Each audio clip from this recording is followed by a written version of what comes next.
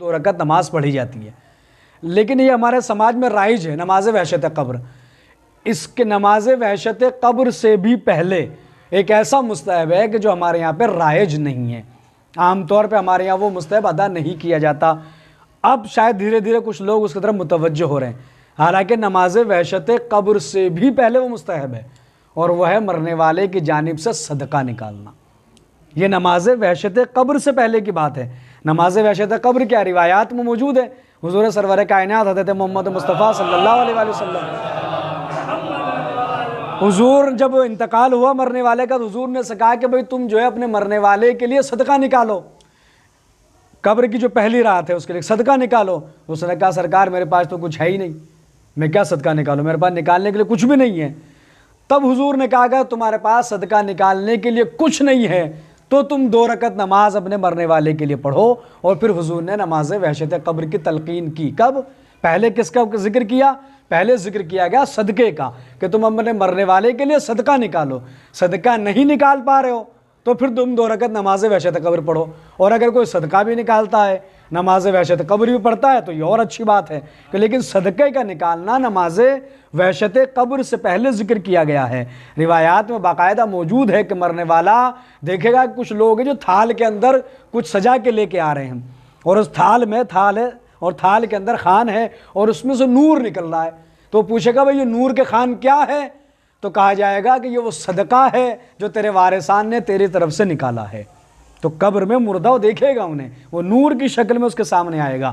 تو صدقے کا ظاہر سی بات ہے ہمارے یہاں پر تقدیر کو بدل دینے والا اگر کوئی عمل ہے، جو مقدر کو بدل دے، جو موت کو ٹال دے، ایسا کوئی اگر عمل ہے تو ہمارے یہاں کیا صدقہ ہے۔ کہا جاتا ہے کہ موت کو بھی ٹال دیتا ہے۔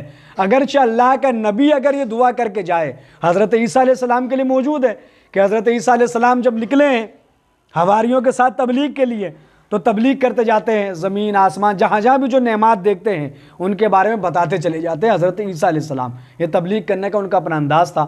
روایت کہتی ہے کہ ایک جگہ سے گزرے تو دیکھا ایک مکان ہے جو سجا ہوا ہے، لائٹنگ وائٹنگ ہوئی ہے، چہل پہل ہو رہی ہے، لوگ خوشی منا رہے ہیں۔ تو حضرت عیسیٰ رکے، وہ قبر والا واقعہ آپ نے سنا ہے، حضرت عیسیٰ نے کہا جلدی جلدی گزر جاؤ اس پہ عذاب ہونے والا ہے، وہ واقعہ۔ اس طرح کے کئی واقعات ملتے ہیں، اس میں سے ایک واقعہ یہ بھی ہے جو ہمارے موضوع سے متعلق، وہ یہ ہے کہ حضرت عیسیٰ نے سجے ہوئے گھر کو دیکھا کہ سب لوگ خوشیاں منا رہے ہیں، سب لوگ خوش ہیں، لباس سے چہرے سے لگ رہا ہے کہ ہاں بھئی خوشی منا رہے ہیں۔ حضرت عیسیٰ نے کہا کہ ان کو پتہ ہی نہیں ہے کہ آج جس گھر میں خوشیاں منائی جا رہی ہے کل اسی گھر کے اندر جو ہے وہ غم منایا جائے گا۔ جتنے یہ لوگ آج خوش ہو رہے ہیں اس سے زیادہ کل ان لوگوں کو غمگین ہونا پڑے گا۔ کہا کیوں؟ کہا کہ معلوم ہوا تو پتہ چلا کہ بھئی یہاں پہ تو جو ہے وہ صاحب خانہ اس کے لڑکے کی شادی ہے، ان کی یہاں پہ تو نئی دلہن آنے والی ہے، گھر میں نئی بہو آنے والی ہے۔ تو حضرت عیسیٰ نے کہا کہ وہ دلہن جو آج ڈولی میں سوار ہو کے آئے گی کل اسی کا جنازہ اس گھر سے رخصت ہوگا۔ جو دلہن آئے گی آج اس گھر کے اندر کل اس کا جنازہ جو ہے یہاں سے رخصت ہوگا۔ اور یہ کہہ کے حضرت عیسیٰ آگے بڑھ گئے۔ حضرت عیسیٰ آگے بڑھے تو ان میں سے جو حواریوں میں سے ایک جو تھا اگلے دن اس کا گزر ہوا اسی محلے سے۔ اب وہ حضرت عیسیٰ کی کوئی تصدیق کرنے نہیں آیا تھا، اتفاق تھا، اس کا کچھ کام تھا تو اسی سے ادھر سے گزرا، گلی نمبر 19 سے گزر ہوا مسجد زہرا سے۔ اگلے دن اتفاق سے پھر کام ہوا تو پھر گزر ہو گیا۔ گزر ہوا تو اس نے دیکھا کہ وہی مکان ہے آج پھر سجا ہوا ہے، لائٹنگ ہے، خوشی ہے، خوشیاں منا رہے ہیں لوگ، دعوتیں چل رہی ہیں۔ تو ایک بار اس نے کہا کہ بھئی کل تو حضرت عیسیٰ نے کہا تھا کہ اس گھر کے اندر جو آج خوشی ہے کل اس میں غم منایا جائے گا، آج اس میں ڈولی آ رہی ہے کل جنازہ نکلے گا۔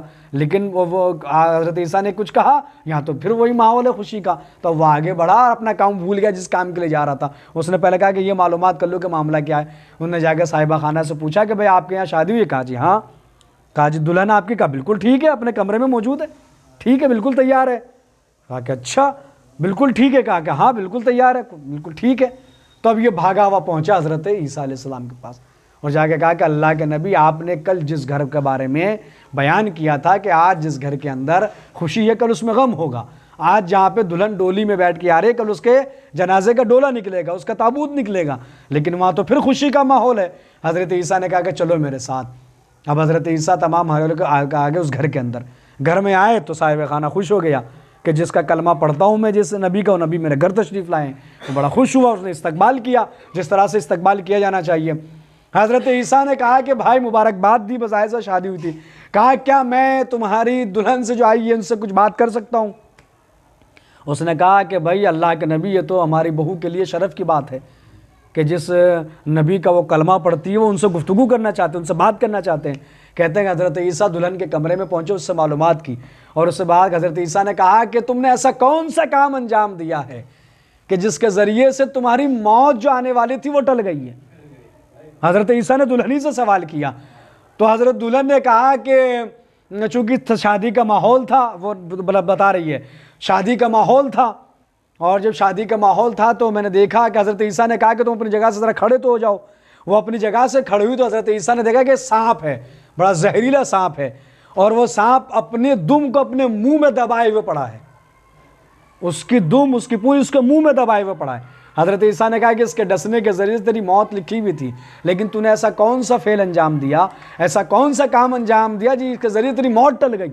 اب اس نے کہا حضرت عیسیٰ علیہ السلام سے کہ اللہ کے نبی، چونکہ شادی کا ماحول تھا، سب تھکے ہوئے تھے، سب سو گئے۔ ظاہر سی بات ہے شادی میں ہمارے یہ ہوتا ہے کہ منڈا 3 بجے تک چلا، بارات 3-4 بجے تک رخصت ہوئی، اور نماز فجر کو کس کی فرصت رہتی ہے بھائی؟ کون نماز فجر پڑھتا ہے؟ سب تھک کے سو جاتے ہیں۔ تو اس نے کہا سب تھکے ہوئے سو رہے تھے، ہر ایک سو رہا تھا کہ میں جاگ رہی تھی تو میرے کانوں میں آواز ہے کسی نے دق الباب کیا، اور کسی نے کہا کہ میں بہت دنوں سے بھوکا ہوں، کوئی ہے جو مجھے کھانا کھلا دے، کوئی ہے جو میرا پیٹ بھر دے؟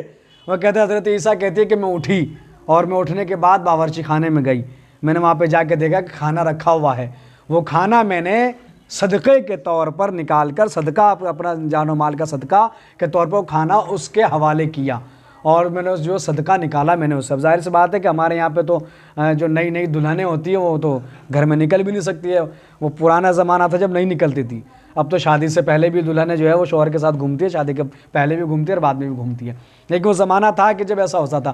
وہ کہتی نئی دلہن تھی لیکن وہ اٹھ کے گئی اور کہتے ہیں میں نے چونکہ صدقہ نکالا۔ حضرت عیسیٰ نے کہا کہ یہ صدقے کا کمال ہے، اور صدقے کا اثر یہ ہے کہ جو موت کو ٹال دیتا ہے، تو جو صدقہ موت ٹال سکتا ہے وہ مردے کے قبر سے عذاب کو بھی ٹال سکتا ہے۔ صلوات پڑھ دیجئے محمد و آل محمد۔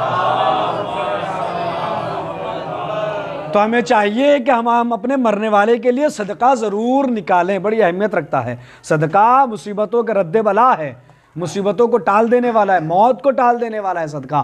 تو جو موت کو ٹال سکتا ہے وہ مردے کے قبر سے عذاب کو بھی ٹال سکتا ہے۔ لیکن یہ فرسٹ نائٹ کی بات ہے، پہلی جو رات ہے، وہ اگر بعد میں بھی کوئی صدقہ نکالے تو یقیناً اس کا ثواب اس سے پہنچے گا، لیکن ظاہر سی بات ہے پہلی رات فشار ہونا، قبر کا دبانا، سوال منکر نکیر کر کے سوال کرنا، یہ سب پہلے ہی دن ہوتا ہے جب مردے کو دفن کیا جاتا ہے۔ سارے معاملات جب پیش آتے ہیں کہ اس کو قبر کو فشار بھی ہوتا ہے، اس کے آگے منکر و نکیر اس سے سوالات بھی کرتے ہیں۔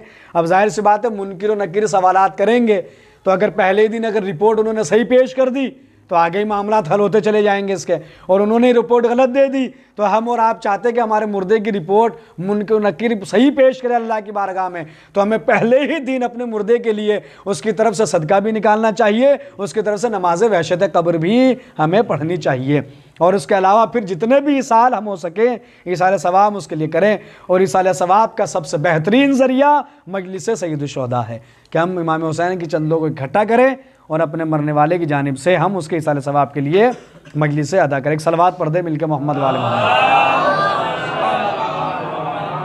تو یہ صدقے کی اہمیت ہے، اتنا اہم ہے صدقہ۔ وہی صدقہ جو 1-2-4 روپے ہم لوگ نکالتے ہیں، اب ہمارے یہاں پہ کیا ہے، جب گھر سے ہم لوگ نکلتے ہیں تو صدقہ رائج ہے، ہاتھ لگا دیجیے آٹے پہ، اس پہ جو بھی صدقہ نکالتے ہیں، لیکن 2 رات ایسی بتائی گئی ہے کہ جس باقاعدہ تاکید کی گئی ہے، اس میں ہم لوگ بھول جاتے ہیں۔ ایک مردے کے لیے پہلی جو قبر کی رات ہے اس دن کہ اس کے لیے صدقہ نکالا جائے، اور ایک شب قدر کے لیے کہا گیا ہے کہ شب قدر میں انسان صدقہ نکالنا فراموش نہ کرے، ضرور بالضرور صدقہ نکالے۔ اب ہم اگر اعلان کیا تھا قبرستان میں کہ مردے کی جانب سے صدقہ نکالیے آپ، اب لوگ اس پہ اعتراضات کرتے ہیں، صاحب یہ کون سی بات ہے، یہ تو نئی بات آ گئی، ہمیں پتہ ہی نہیں تھا۔ بھائی اگر آپ کو نہیں پتہ تھا تو اس کا مطلب یہ نہیں کہ وہ بات شریعت میں نہیں ہے، شریعت نئی نہیں ہے، 1400 سال پرانی شریعت ہے، کوئی بات نئی داخل نہیں کی گئی ہے۔ یہ الگ بات ہے کہ ہم متوجہ نہیں تھے، ہمیں پتہ نہیں تھا اس کے بارے میں، لیکن اب جب یہ اعلان ہوتا ہے قبرستان میں کہ صاحب مرنے والے کی طرف سے آپ صدقہ نکالیں، تو کچھ لوگ تو مذاق اڑاتے ہیں اس کا، صاحب یہ کوئی نئی بات لے کے آ گئے ہیں، کچھ لوگ اعتراض کرتے صاحب یہ صدقہ کیا ہوتا ہے، مرنے والے کی جانب سے کیا صدقہ ہے؟ یقیناً مرنے والے کی جانب سے صدقہ نکالنا اس سے محبت کے اظہار کا طریقہ ہے کہ ہم مرنے والے سے محبت کرتے ہیں۔ ہر ایک یہ چاہتا ہے کہ جو اس کا مرا ہے، سگا کوئی بھی ہے، اپنا ہے، تو اس پہ عذاب قبر نہ ہو، اس قبر میں تخفیف ہو۔ تو سب سے بہترین عمل یہ ہے کہ آپ اس کی جانب سے صدقہ ضرور نکالیں، اس لیے کہ وہ موت کو ٹال دینے والا عمل ہے۔ تو جو موت کو ٹال سکتا ہے وہ عذاب کو بھی ظاہر سے بات ہے ٹالا جا سکتا ہے۔ ایک اور صلوات پڑھ دیں آپ لوگوں کو۔ تو کچھ عمل ہے، مستحبات ہے کہ جن کا خیال رکھنا بہت ضروری ہوتا ہے کہ اس کا خیال رکھا جائے، اور قبرستان ہم لوگ کو جانا چاہیے زیارت کے لیے، باقاعدہ کہا گیا کہ آپ لوگ جائیں قبرستان کے اندر زیارت کے لیے جائیں، وہاں پہ جا کے فاتحہ پڑھیں، اور جتنا ہم لوگ پڑھیں گے نماز وحشت قبر فاتحہ اتنی ہی ہمارے لیے پڑھی جائے گی۔ مرنا سب کو ہے، کوئی ایسا بندہ نہیں جس کو نہیں مرنا ہے، تو مرنے کے بعد پھر انسان کیا قبر پہ کیا لکھا رہتا ہے؟ محتاج فاتحہ۔ قبرستان جاتے کتبہ ہوتا ہے، کیا لکھا رہتا ہے؟ محتاج فاتحہ، یعنی بیچارہ وہ فاتحہ کا بھی محتاج ہو گیا ہے، ہر ایک مرنے کے بعد فاتحہ کا محتاج ہو جائے گا۔ تو اگر ہم یہ چاہتے ہیں کہ ہمارے مرنے کے بعد ہمارے لیے زیادہ سے زیادہ نماز وحشت قبر پڑھی جائے، ہمارے مرنے کے بعد زیادہ سے زیادہ ہمارے لیے فاتحہ پڑھی جائے، تو ہمیں زندگی میں چاہیے کہ ہم زیادہ سے زیادہ جیسے ہی موت کی اطلاع ہو تو ہم نماز وحشت قبر ادا کریں، ہم اس کے لیے فاتحہ پڑھیں تاکہ مرنے کے بعد ہمارے لیے بھی پڑھی جائے، جس کا انسان محتاج ہو جائے گا قبر میں۔ تو یہ مصیبتوں کو ٹال دینے والا عمل ہے۔ جتنا ہم اِیصال ثواب کریں گے مرنے والے کے لیے، وہ مرنے والے سے محبت کا اظہار ہوگا کہ ہم اپنے مرنے والے سے محبت کرتے ہیں۔ اور سب سے آسان عمل میں نے عرض کیا کہ مجلس ہے، مجلس میں کرنا کیا ہے؟ 200-400-500 کا تبرک لانا ہے، مولوی صاحب کو مجلس لے کے آنا، اور مجلس ہو گئی۔ کتنے لوگ فاتحہ کے لیے ہاتھ اٹھائیں گے؟ جتنے سورہ پڑھا جائے گا اتنا ہی مردے کو اس کا ثواب ملے گا۔ اور ذکر حسین یہ نہ سمجھے کہ ہم نے مجلس کرا دی صاحب، کسی کے اِیصال ثواب کی مجلس ہے تو اسی کو ثواب ہے، ایسا نہیں ہے۔ سب سے پہلے تو ذکر حسین سننے کا ثواب ہمیں ملے گا کہ ہم نے مولا کا ذکر سنا 10-15-20 منٹ، اس کا ثواب ہمیں ملے گا۔ پھر ہم جب سورہ الحمد کی تلاوت کریں گے تو مردے کو تو ثواب ملے گا ہی، ہمیں بھی تو قرآن کی تلاوت کرنے کا ثواب ملے گا۔ اگر ہم نے الحمد پڑھی ہے 3 بار قل پڑھا ہے تو مردے کو ثواب تو جائے گا ہی، لیکن کیا ہمیں بھی تو قرآن پڑھنے کا ثواب ملے گا؟ ہمیں بھی ملے گا۔ اگر ہم نے 2 آنسو نکالے امام حسین کی یاد میں تو مجلس کا ثواب اس کو گیا، لیکن ہماری آنکھ سے نکلنے والا آنسو ہماری شفاعت کا ضامن بن جائے گا، ہماری بخشش کا سامان بن جائے گا۔ اسی لیے کہ یہی تو ہے ہمارے پاس، اور کیا ہے ہمارے پاس؟ بخشش کا سامان ہمارے پاس نمازیں، روزے، جو ہمارے اعمال ہیں وہ ہم اور آپ جانتے ہیں کہ کس لائق ہیں، اس لیے کہ ہمارے جسم مسلح پہ ہوتے ہیں، دماغ ہمارے بازاروں میں ہوتے ہیں، یہ ہماری نمازوں کے عالم ہے۔ لیکن ہمارے پاس جو آنسو ہے امام حسین کی یاد میں بہنے والا، اگر یہ اخلاص قلب کے ساتھ نکلا ہے، معرفت کے ساتھ نکلا ہے، تو یہ بخشش کا سامان بن جائے گا۔ اس لیے کہ ایک ماں کی دعا ہے، ایک ماں کی تمنا ہے کہ میرے لال پہ روئے گا کون؟ جب میرا لال اکیلا ہوگا تو روئے گا کون؟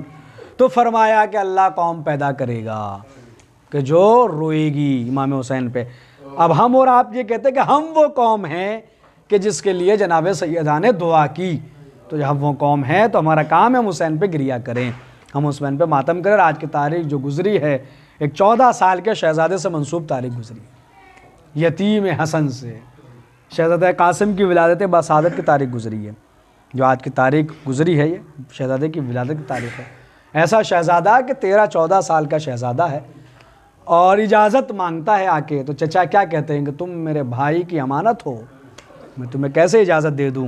لیکن کربلا کی ماؤں کے کلیجے کتنے مضبوط ہیں کہ فروا جب قاسم کو دیکھتی کہتی تم ابھی تک زندہ ہو، تم نے چچا پہ جان قربان نہیں کی؟ کہتے چچا مجھے اجازت نہیں دیتے۔ کہا کہ ہاں تمہارے بابا نے ایک تعویذ باندھا تھا، کہا جب مصیبت ہو تو تعویذ کو کھول لینا، اس سے بڑی مصیبت کیا ہوگی کہ وقت کا امام نرغِ عادہ میں گھرا ہوا ہے۔ بازو سے تعویذ کو کھولا، چچا کی خدمت میں لے آئے، بھائی نے بھائی کی تحریر کو دیکھا، ارے آنکھوں سے لگایا، چوما اسے، بوسہ دے کے جو پڑھنا شروع کیا تو لکھا تھا اے میرے بھائی حسین میں کربلا میں نہیں ہوں گا، لیکن میری جانب سے میرے بیٹے کی قربانی کو قبول کرنا۔ جب بھائی نے بھائی کی اجازت کو دیکھا، روایتیں کہتی ہیں عباس نے اپنے ہاتھوں سے سے گھوڑے پہ سوار کیا، خالص کرتے میں پہنچے جنگ کی۔ روایتیں کہتی ہے ایک بار آواز دی کہ بنی عاصم کا شہزادہ ہے، جب بھی مارا ہے دھوکے سے مارا ہے۔ ساری فوجوں نے ایک بار حملہ کیا، ارے حسن کا یتیم جب گھوڑے سے زمین پہ آیا، ایک طرف سے عباس دوڑے، ایک طرف سے حسین۔ فوج یزید نے آتے ہوئے دیکھا تو دائیں کے گھوڑے بائیں ہو گئے، بائیں کے گھوڑے دائیں ہو گئے۔ قاسم جب تک زین پہ تھے قاسم تھے، زمین پہ آئے تو تقسیم ہو گئے۔ حسین نے ابا کا دامن بچھا دیا، قاسم کے لاشوں کو جمع کیا، خیمے میں لے کے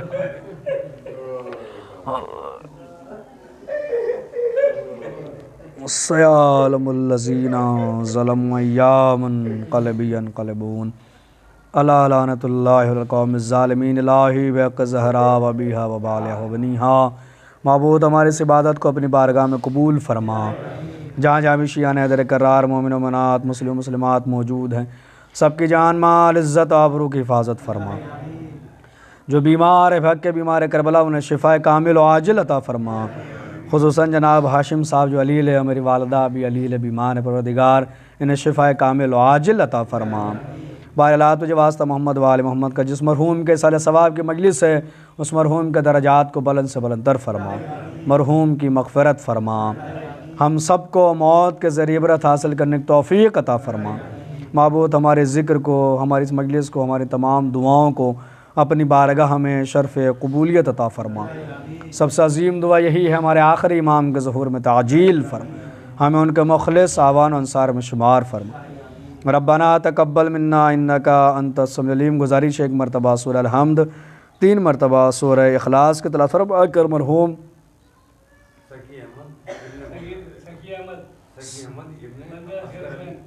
سخی احمد ابن اصغر علی کی روح کو ان کا علاوہ ثواب